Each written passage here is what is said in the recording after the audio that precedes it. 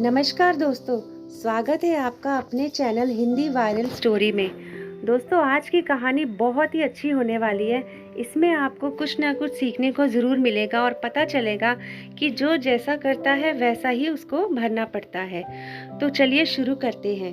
देखा जाए तो आज के ज़माने में इंसान को अपने इस जन्म का हिसाब इसी जन्म में चुकाना पड़ता है, क्योंकि पहले भगवान नोटबुक पेन लेकर के हिसाब करते थे, इसलिए उन्हें हिसाब करने में थोड़ी देर हो जाती थी। आज के ज़माने में भगवान के पास भी लैपटॉप आ गया है, तो उन्हें इंसान के कर्म का फल देने में यानी कि हिसाब करने में देरी नहीं लगती है।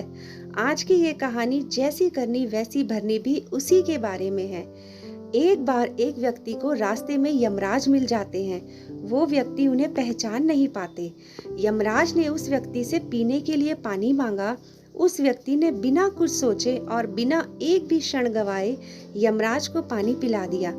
पानी पीने के बाद यमराज ने उस व्यक्ति को बता दिया कि वो उसके प्राण लेने के लिए आए हैं, किंतु उस व्यक्ति ने यमराज की प्यास बुझाई है, इसलिए वो उन्हें अपनी किस्मत बदलने का एक मौका देते हैं।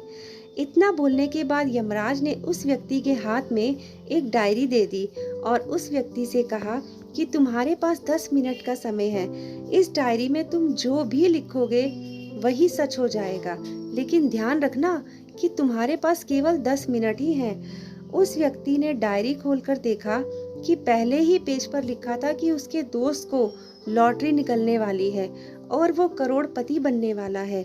वो व्यक्ति ने वहां लिख दिया कि उसके दोस्त को लॉटरी ना निकले।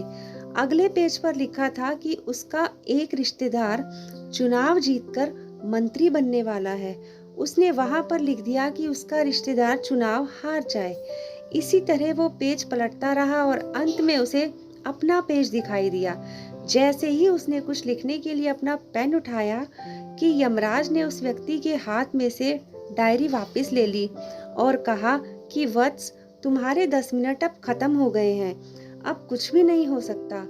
यमराज ने कहा कि तुमने अपना पूरा समय दूसरों का बुरा करने में व्यतीत कर दिया और अपने आप को ही खतरे में डाल दिया। अब तो तुम्हारा अंत निश्चित है।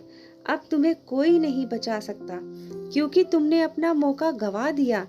यह सुनकर वो व्यक्ति बहुत ज्यादा पछताता है, लेकिन अब पछताने से कुछ नहीं हो सकता था, क्योंकि सुनहरा मौका उसके हाथ से निकल चुका था।